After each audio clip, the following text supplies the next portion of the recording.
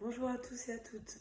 Je voulais vous produire le premier volet du contenu sur les triangulaires et les ascendances psychologiques dans le cadre des schémas multiples dans une relation amoureuse. Donc je voulais commencer par la question pourquoi elle et pas moi? Ça, c'est une question qui revient très souvent pendant les consultations de voyance et qui revient aussi en entretien.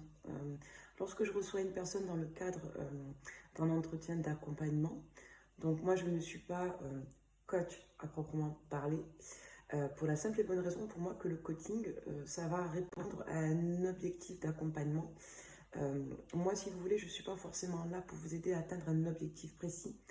Je vais plutôt axer ma prise en charge, en quelque sorte, de praticienne sur la notion de travail sur soi. Donc, ce n'est pas forcément pour obtenir un résultat extérieur, c'est plus pour développer des ressources intérieures.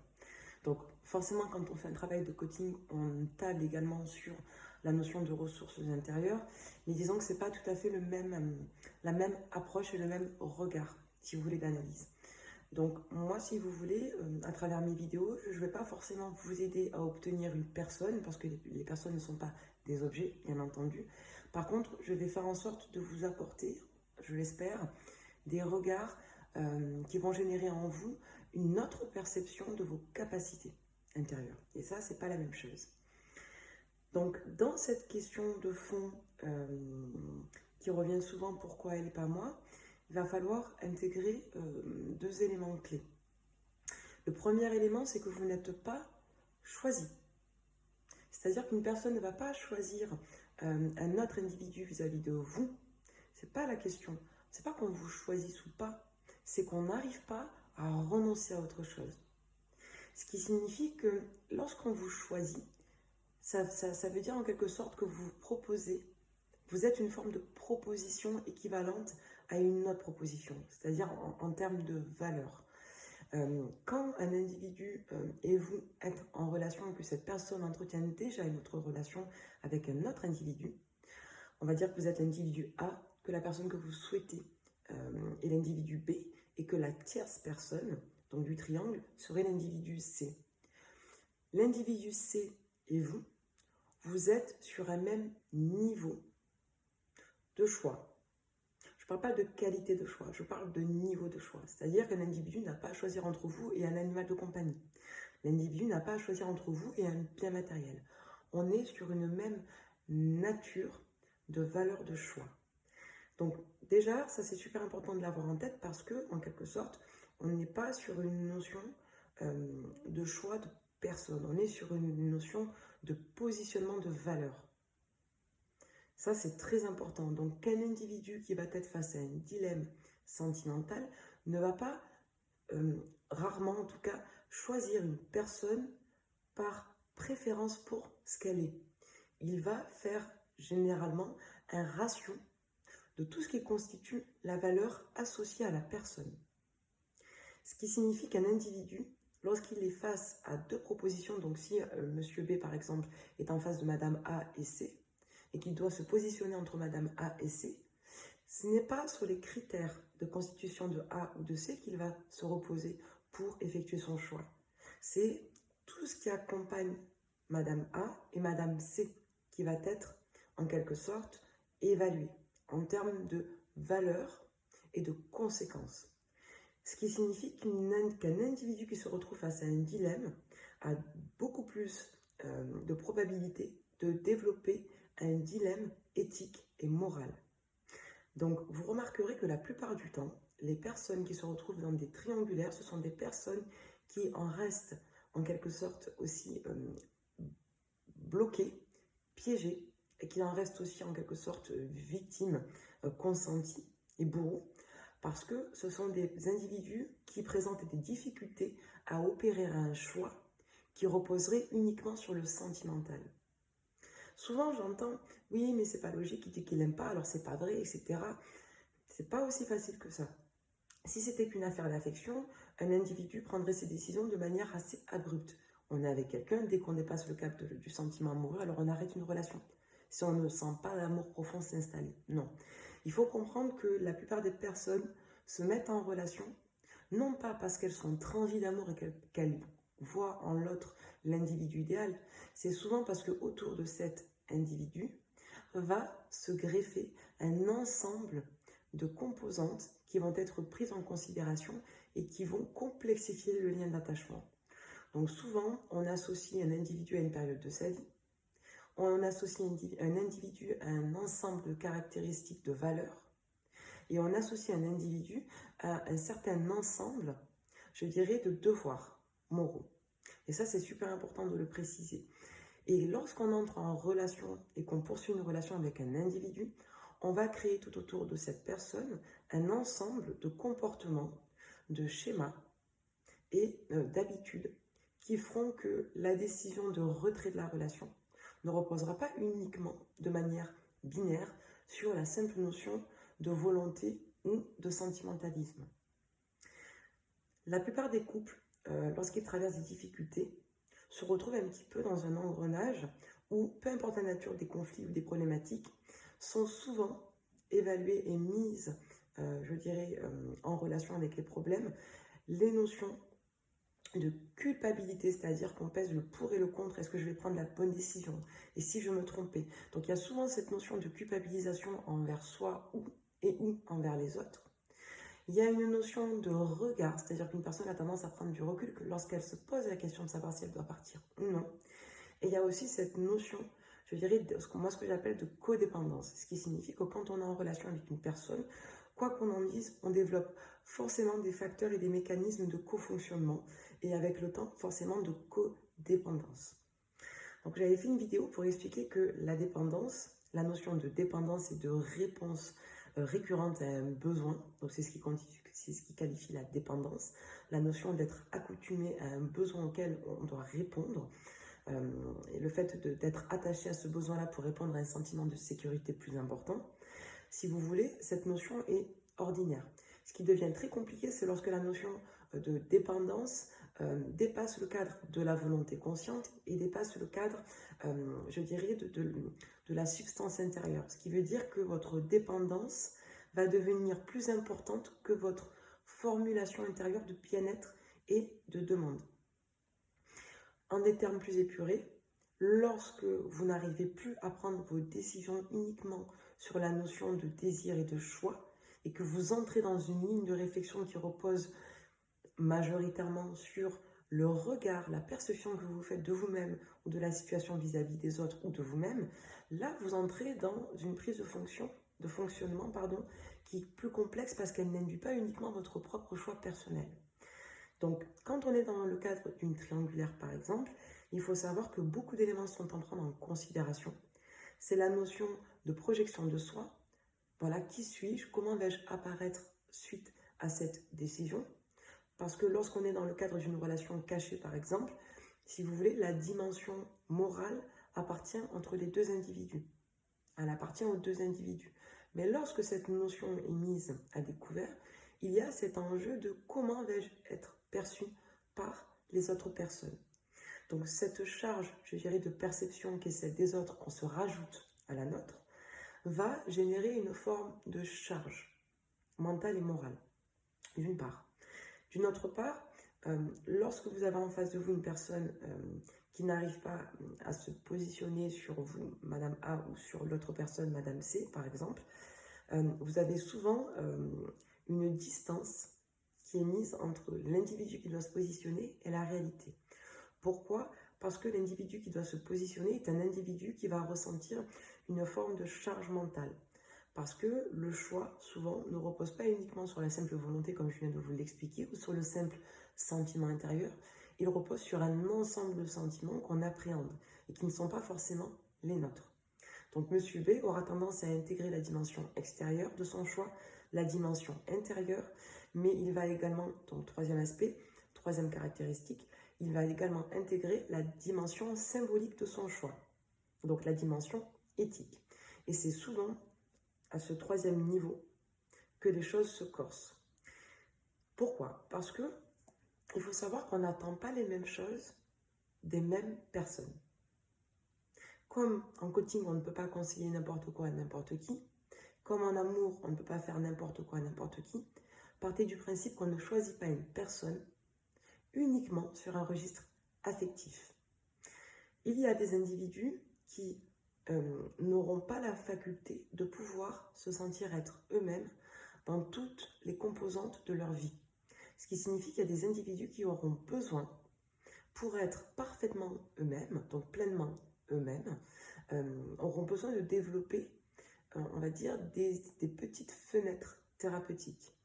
Ce qui signifie qu'il y a des personnes qui arrivent à être parfaitement elles-mêmes dans tous les aspects de leur vie, c'est-à-dire qui ont un ensemble de codes moraux, de représentation morale, de représentation d'elles-mêmes et des autres qui sont relativement similaires et alignés. Et puis il y a d'autres personnes qui intérieurement estiment qu'elles ne peuvent pas se permettre d'être pleinement elles-mêmes dans toutes les représentations d'elles-mêmes qu'elles donnent aux autres. Ce qui signifie qu'il y a des individus qui vont porter certaines valeurs, certains comportements et un certain aspect de leur personnalité dans certains contextes et qui pour autant vont, si vous voulez, révéler d'autres tendances de leur personne dans d'autres situations, souvent plus intimes. Parce qu'il y a certainement un conflit intérieur qui est en lien avec la représentation de soi et en lien avec la représentation morale. Donc il y a des personnes souvent qui identifient un certain code moral en lien avec leur appartenance extérieure, donc la famille, la communauté ou le traditionnalisme, par exemple, la société, les mœurs, etc. Tout ce qui touche le cadre externe et un système moral et éthique qui sera davantage en lien avec le système intérieur. Donc tout ce qui va toucher, par exemple, la manière intime dont un individu s'octroie la liberté d'estimer ce qui est bon ou mauvais ou ce qui est nuancé, etc. etc. Souvent, plus une personne met une distance entre sa propre conception morale et la conception morale externe à laquelle elle montre qu'elle adhère, et plus elle va développer, si vous voulez, de complexité à opérer des choix divergents. En gros, plus une personne va être morcelée, dissociée intérieurement, entre l'image qu'elle pense devoir donner de l'extérieur et l'image qu'elle pense pouvoir avoir d'elle à l'intérieur, et plus cette personne sera dans des conflits positionnels dans sa vie. Pour la simple et bonne raison que c'est une personne qui devra apprendre à naviguer entre les différents systèmes moraux qu'elle aura. Il faut savoir que plus une personne va formuler d'identité morale, et plus elle aura de comportements, je dirais, incohérents. Pourquoi? Parce que de manière, je dirais, cognitive, on a besoin, si vous voulez, de se formuler intérieurement une expérience de la réalité pour pouvoir l'appréhender et entrer en relation avec elle. C'est normal. Un individu qui est assez morcelé ou du moins dissocié, donc dissocié c'est scindé en deux, morcelé c'est avec plusieurs prismes de représentation, de cadres, de principes moraux. Donc l'individu, si vous voulez, aura autant de positionnement qu'il aura de nuances morales. J'ai expliqué dans une vidéo le caractère crucial de définir des cadres et des principes moraux pour un individu, non pas pour avoir une vision trop plaquée de la réalité, mais pour avoir ce qu'on appelle des balises de signalisation de situation. Parce que ça permet de savoir un petit peu de manière mimétique si une situation nous convient ou non et si on peut se permettre d'y aller, de l'accepter, de la réfuter, etc., etc. Donc ça permet en quelque sorte de se situer face à la réalité. Donc le fait de positionner des cadres et des principes moraux, ça permet à un individu de positionner un minimum de cadres structurels pour se formuler une structure de la réalité. Et quand un individu a des cadres structurels complexes, pluriels ou même antagonistes, c'est-à-dire divergents et opposants, il va se retrouver dans des cas, dans des situations où il va être face à des convergences et des divergences. Donc souvent, ce sont des individus qui vont être attirés. Là, je parle de ce type d'individu-là. On peut très bien tomber amoureux d'une personne quand on est en couple avec une autre. C'est la vie. C'est pas pour autant qu'on a un profil divergent. Attention, là, je parle de ces cas de figure-là où le choix dans une triangulaire est très complexe. Donc dans ces cas-là où la triangulaire est installée et que la personne s'inscrit dans un dédoublement de comportement et un dédoublement identitaire, je suis moi-même avec Madame A, donc avec toi, dans ma vie privée, dans mon jardin secret, et je suis une autre personne quand je suis dans ma vie ordinaire de devoirs, de redevances, de cadres moraux, etc. avec Madame C, Madame tout le monde. En gros, c'est souvent les cas de figure qui ressortent, mais plusieurs schémas sont possibles. Donc on a un individu qui s'exprime de l'image qu'il pense qu'on attend de lui avec Madame C, sa partenaire visuelle, et formule une autre image, celle qui s'autorise à être secrètement avec Madame A, en gros. Et si vous voulez, il y a deux choses à retenir par rapport à ça, c'est que plus un individu va être divergent entre son système moral externe et son système moral interne, et plus les écarts moraux vont être notables. C'est-à-dire les répercussions dans le comportement seront visibles davantage. Du coup, ça va créer une espèce de salade niçoise, si vous voulez, en termes de je fais ci, je fais ça, je ne sais pas. Ce sont des personnes qui vont se retrouver dans une forme de confusion parce que si elles écoutaient que leur cœur, elles iraient vers la personne de leur cœur. Mais si elles s'en remettent uniquement à leur représentation structurelle, donc la notion de devoir, comment doit apparaître un compagnon, comment doit apparaître un père de famille, comment doit apparaître un homme respectable, quelqu'un qu'on apprécie, comment une personne, selon cet individu, monsieur B, doit se comporter en cas de litige.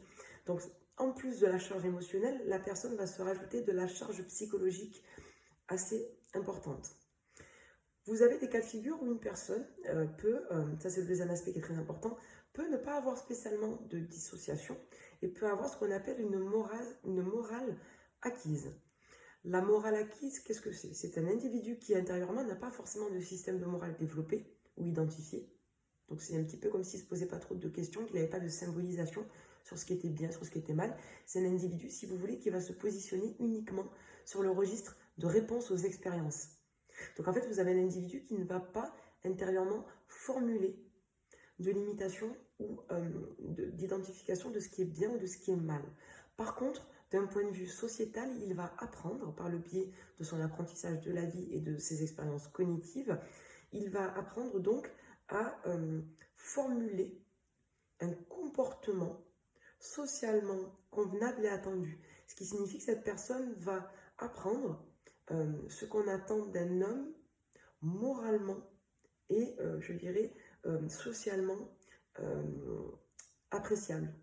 Donc, vous vous retrouvez aussi malheureusement dans des cas de figure où là, c'est très compliqué. Vous avez des personnes qui sont intérieurement assez amorales ou qui peuvent manquer d'intégrité parce qu'elles n'ont pas de système intègre à l'intérieur d'elles qui soit bien défini et qui du coup vont générer des comportements qui seront des comportements assez fictifs. Donc ce seront des personnages, donc des individus manipulateurs qui sauront parfaitement comment se comporter d'un point de vue relationnel et comment simuler d'un point de vue affectif le type d'individu qu'il faille être pour générer un comportement normatif acceptable selon elle, par exemple le bon père de famille, le bon compagnon, le bon collègue de travail, etc. etc.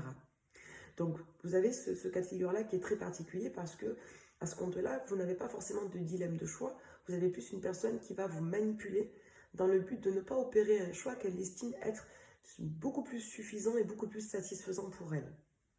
Mais elle va rechercher à côté de ça, malheureusement, un apport nourricier. C'est-à-dire qu'elle va avoir besoin, malgré tout, de nourrir cette espèce d'autre personnage intérieur qui, même s'il n'est pas moralement construit, sera pour autant présent et restera une part dissociée qu'il faudra entretenir. Parce que chaque individu a besoin forcément d'affection, d'attention et d'amour, sauf dans le cadre des sociopathies ou des psychopathies.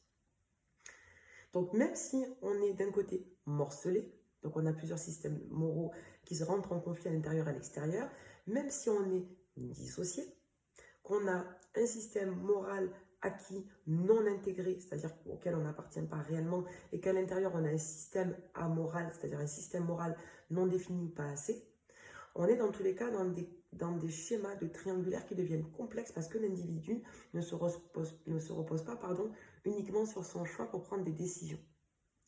Ensuite, vous avez une autre donnée à prendre en considération pour comprendre par exemple pourquoi elle et pas moi. Parce que la personne, je vous l'ai expliqué, s'intègre dans un ensemble de composantes qui font que la personne n'est pas choisie pour ce qu'elle est, mais elle est choisie pour ce qu'elle accompagne et ce qu'elle représente. Vous avez un autre cas de figure où un individu ne va pas forcément choisir une personne sur ses représentations ou ce qu'il va construire autour. Il va choisir une personne plutôt sur un abord, je dirais, rationnel. Donc, quand on pèse le pour et le contre, on a un abord rationnel, mais on est plus sur une notion de conflit intérieur.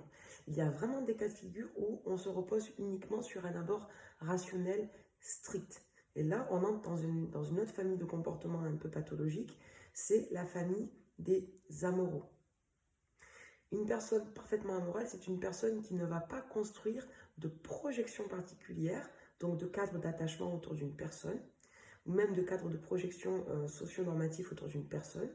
Elle va tout simplement s'inscrire dans les deux cas de figure avec vous, Madame A, par exemple, Monsieur A, et Madame C, Monsieur C, uniquement dans un cadre, mais uniquement dans un cadre de manipulation.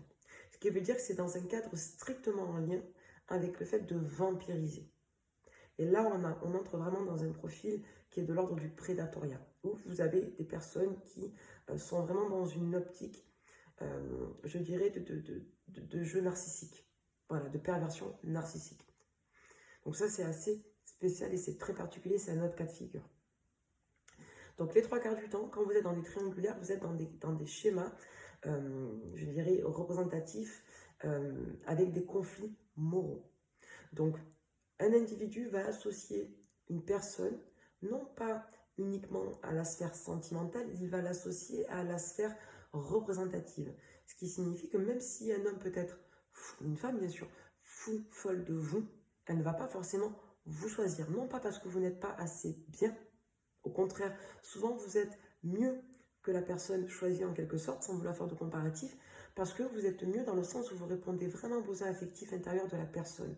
Ce qui voudrait dire que si cette personne se dépouillait de ses systèmes de représentation, donc de ses pensées limitantes, de ses schémas de projection, de ses représentations erronées, etc., si la personne se dépouillait de ses projections ou de ses codes normatifs, si elle écoutait uniquement, entre guillemets, son cœur, elle vous choisirait vous.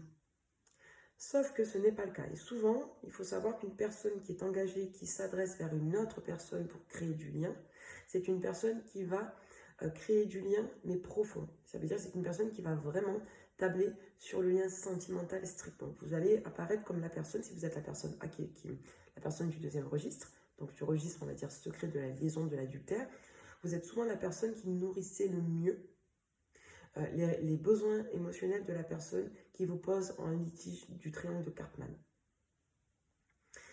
Il y a des personnes qui ne comprennent pas malgré tout cela. Parce que quand on ne s'approprie pas un système de pensée, on n'arrive pas à le comprendre.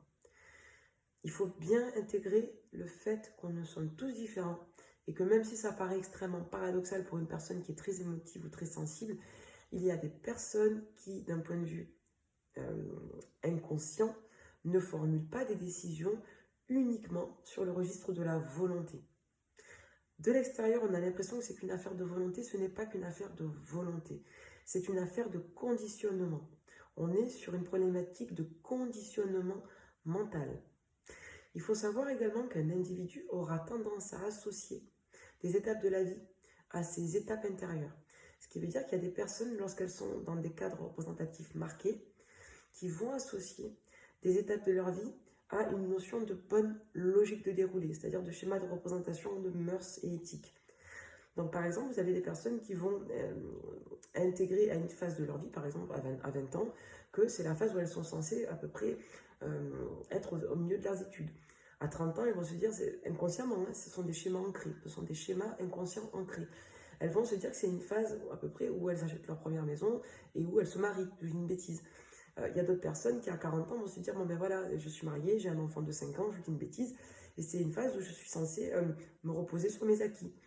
Et ces personnes-là, si vous voulez, quand elles ont des schémas inconscients ancrés, je vulgarise, mais quand elles ont des schémas inconscients ancrés, associés à leur représentation et à leurs étapes de vie concrètes, elles auront doublement plus de difficultés, elles présenteront doublement plus de difficultés à positionner un choix de volonté parce que, si vous voulez, elles ne vont pas se reconnaître dans la représentation qu'elles vont faire d'elles-mêmes vis-à-vis de la réalité. Ce qui veut dire que si vous rencontrez une personne à un stade de sa vie où elle est en plein boom, et je dirais en pleine ligne, suite logique d'une certaine construction initiale je dis, là, vous aurez davantage de difficultés à ce que cette personne se positionne par un simple registre de volonté. Donc dites-vous bien qu'il y a des individus qui vont prendre des décisions sur des registres et des critères qui sont des critères normatifs, qui sont des critères de l'ordre de la schématisation inconsciente et qui sont des critères de l'ordre de la construction morale. Donc c'est rarement une simple affaire de choix de cœur.